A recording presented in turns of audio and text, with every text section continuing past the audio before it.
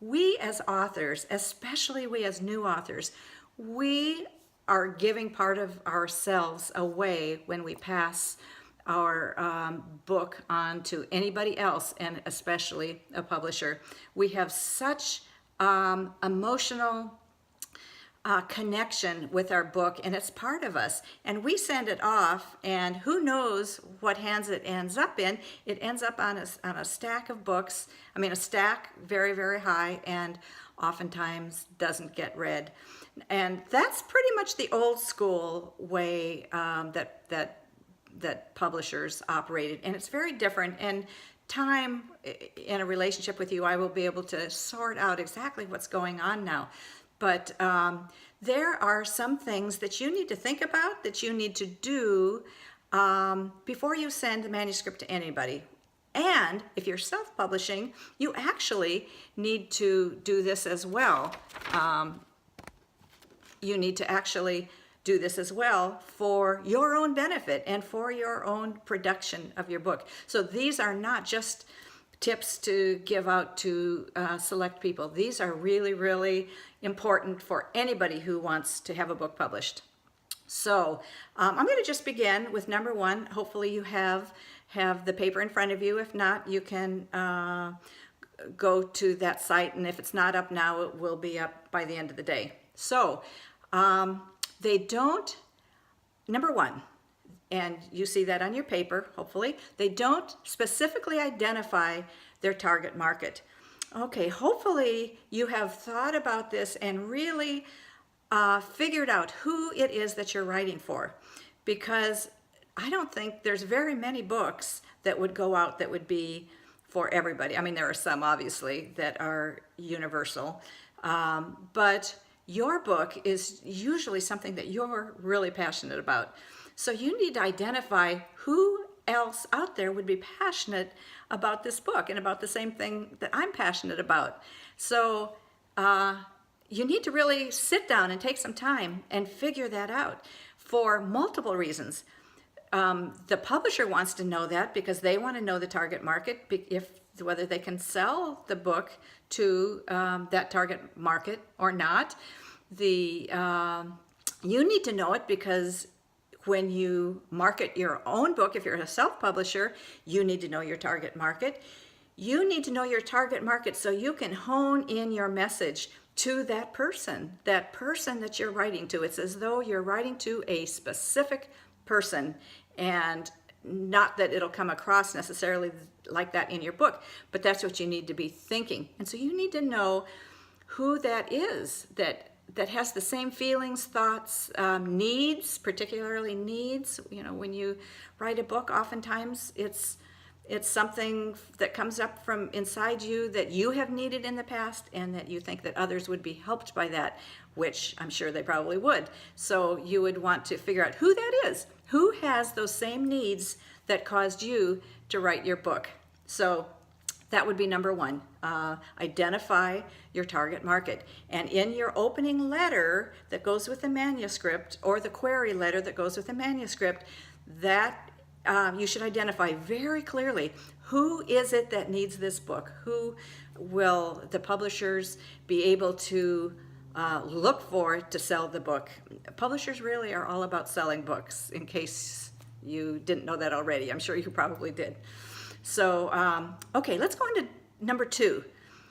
You need to, before you ever send your book out, you need to have a summary of your book that tells the overall picture of your book. And one of the most important things is the desired reader transformation. You need to be able to tell the publisher what reader transformation will occur because of this book. I've done a workshop on writing endorsements. So writing endorsements is related to this, and it talks all about how to identify reader transformation. If you go to that publishmybook.info site, you can look at on that site a free webinar about that very topic. So go ahead, I encourage you to go look at that, listen to it, and that will help you actually in this and how to identify the reader transformation, because that, I mean, people don't read a book and just say, okay, I read the book. They read a book because they want to be transformed in some way. And I elaborate on that a lot in the workshop and then also in the webinar. So I encourage you to go and read all about reader transformation in that. Number 3, you should have on your sheet, they don't show their plan of about at least 6 ways that they will work to help sell your book. In the olden days, publishers did a lot of the marketing. That does not happen very often these days unless you're a best-selling author. Best-selling authors, they will put some money into it. But if you're not, they are not going to put money and thus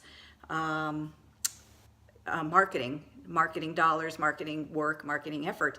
And they depend on you to actually market their book. And that is something that you may not realize that change has happened in the last several years in the publishing field. So you need to be up ready to market your books, and you need to give them ways that you're going to do it. Because if you can show them that you're going to help market your book, they will be more inclined to want to take your book on. And I'm talking mostly about the publishers that don't charge you to publish. I have quite an elaborate description of all the different types of publishers there are these days, and I'm kind of mostly talking about the publishers who aren't going to charge you to publish your book, or aren't going to excuse me, it's not going to cost you in some other way. So so you're going to need to help sell your book, no matter the style of publishing that you go through. And I have workbooks and programs about the different types of publishing that you can pursue. Okay, here's a good one. Number 4, the mistakes that authors make sometimes is they tell the publisher what they expect the publisher to do, and or that God told them to write the book. Now, I'm not saying that God may not have told somebody to write a book, but you don't say that to the publisher. Anything that sounds like manipulation or forcefulness or ingratitude or I'm in charge, you're not, I guarantee you will put a publisher off. It will put a publisher off in every type of publisher that you pursue will not respond well to that. So don't manipulate, offer, and show what you can do to help make this happen, and you will find a big difference in that. So yeah, no manipulation. You don't tell them that God told them to told you to write the book. That in any genre, that will not fall on happy ears for a publisher.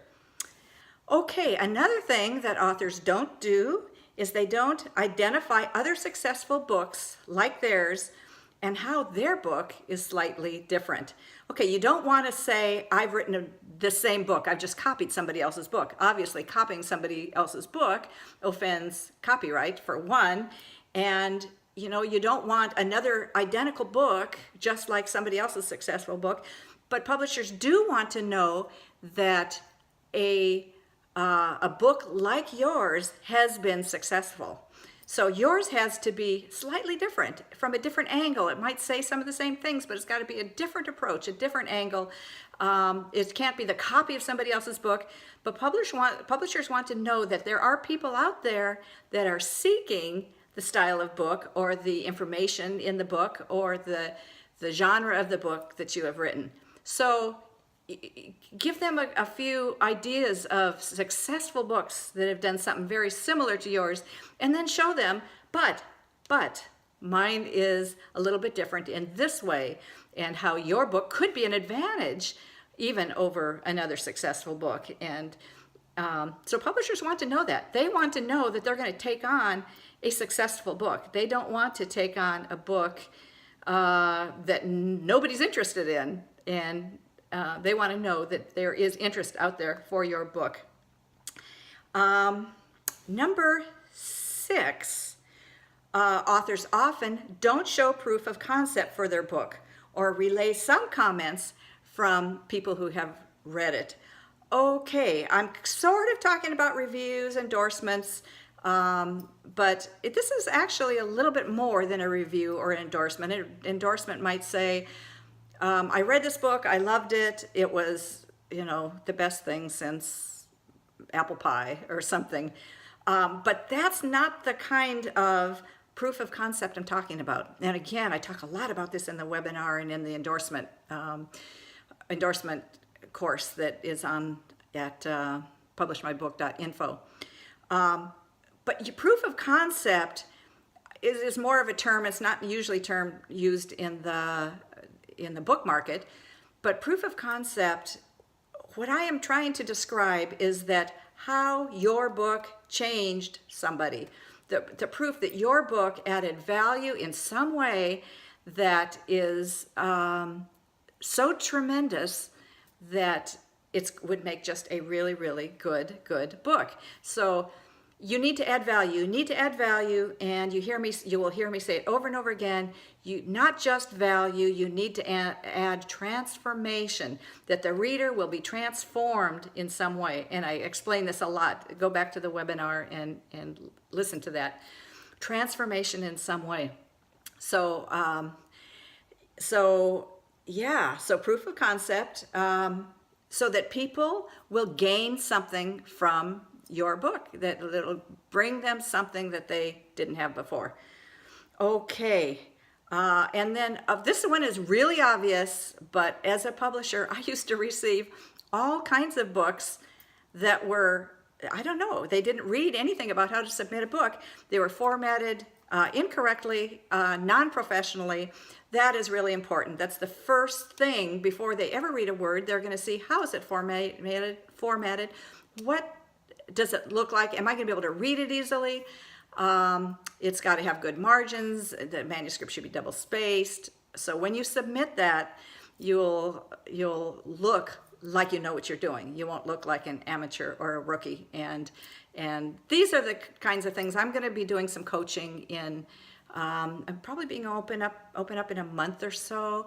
And I just encourage you to come alongside, and we're going to coach through all these sort of things. And I'm excited to help you see your book be birthed. It's just like a brand new baby, and it's something that you're very passionate about, and I understand that totally.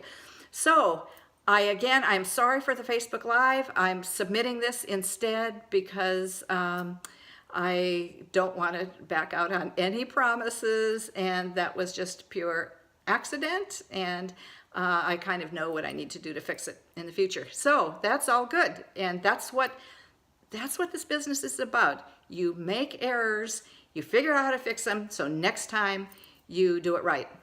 So that's what we're going to do, and that's what you're going to do as you write your book. So thanks for stopping by, and I just super look forward to continuing to talk to you in the future. Thanks. Bye.